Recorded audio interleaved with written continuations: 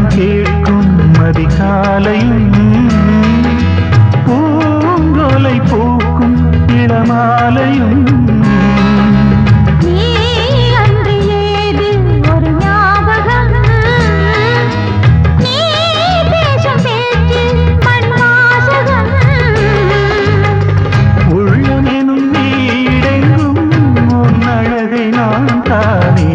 சித்திரத்தை போல் என்றும் ஒட்டி வைத்து பார்த்தேன்.